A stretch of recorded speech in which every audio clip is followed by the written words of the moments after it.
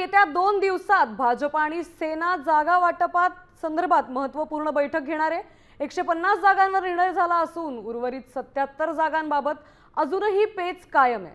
त्यामुळे मुख्य म्हणजे शिवसेना 120 जागांपेक्षा जास्त जागा लढवण्यावर ठाम आहे, तर काही झालं तरी 120 पेक्षा जास्त जागा लढवणार असल्याची ही माहिती आहे। शिवसेनेची आपले प्रतिनिधी सूरज मसूरकर याबद्दल आपल्याला अधिकची माहिती देणार आहेत।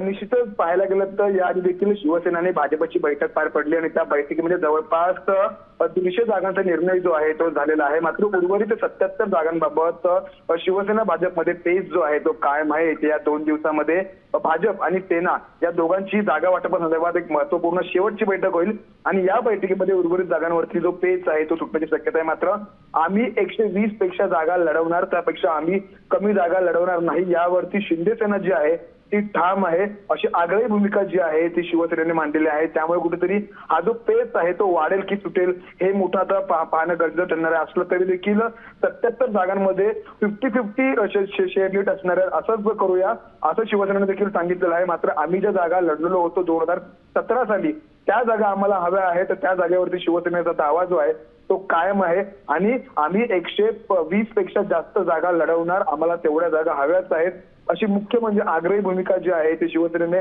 प्रत्येक बैठकीत ठेवलेली आहे।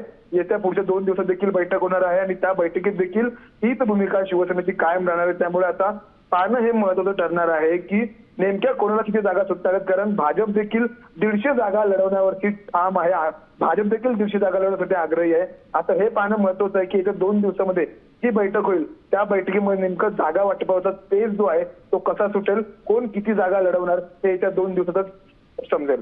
नक्कीच सूरज, धन्यवाद आपण दिलेल्या या सविस्तर माहितीबद्दल।